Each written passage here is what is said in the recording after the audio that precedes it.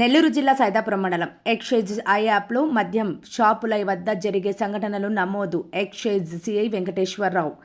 Excise కార్యాలయం పొదలకూరులో గత ఏడాది ఏర్పాటైంది. మొదలు 95 మంది బెల్ట్ నిర్వాహకులను అరెస్ట్ చేసి 193 లీటర్ల మద్యం పట్టుకున్నామని, 8 కేసులు లోక్ అదాలత్లో ఫైన్లు వేయించి కేసులు తొలగించామని పొదలకూరు ఎక్సైజ్ సిఐ వెంకటేశ్వర్లు తెలిపారు.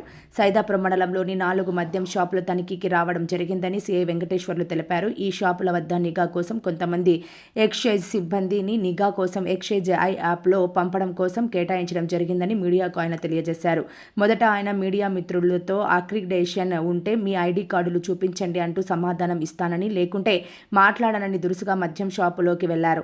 అక్కడే ఉన్న మీడియా ఆయన్ని గట్టిగా మద్యం షాపులో ఏమి తనిఖీ చేశారో చెప్పాలని సమాధానం కోసం నిలదీయగా, ఎట్టకేలకు ఆయన ఎక్సైజ్ ఐ యాప్ కోసం సిబ్బంది కేటాయింపు కోసం పరిశీలన కోసం వచ్చానని చెప్పుకొచ్చారు.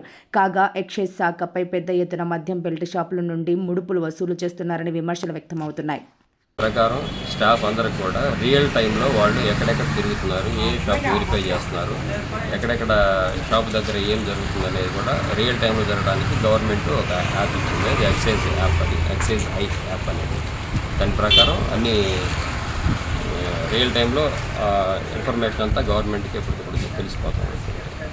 ఒకటి ఈ ఎక్సైజ్ వచ్చిన కాడి నుంచి, అంటే గత సంవత్సరం సెప్టెంబర్ ఎండింగ్ నుంచి ఇప్పటిదాకా కూడా మొత్తం పొదలకూరు స్టేషన్ పరిధిలో 95 కేసులు పెట్టున్నాము. 95 మందిని అరెస్ట్ చేస్తున్నాము. 193 లీటర్ల లిక్కర్ సీజ్. అట్లాగే లోక్ అదాలత్లో కూడా 80 కేసెస్ దాకా కొన్ని లోక్ అదాలత్లో కేసులు అవన్నీ గవర్నమెంట్ ఫైన్ వేయడం వల్ల కొన్ని కేసులు తీసేయడం కూడా జరిగాయి. మీకు ఏదైనా సమాచారం ఉంటే మాకు ఎక్సైజ్ క్రైమ్స్ గురించి మాకు ఇస్తే దానికి తగ్గట్టు మేము చర్యలు తీసుకుంటాం. Thank you.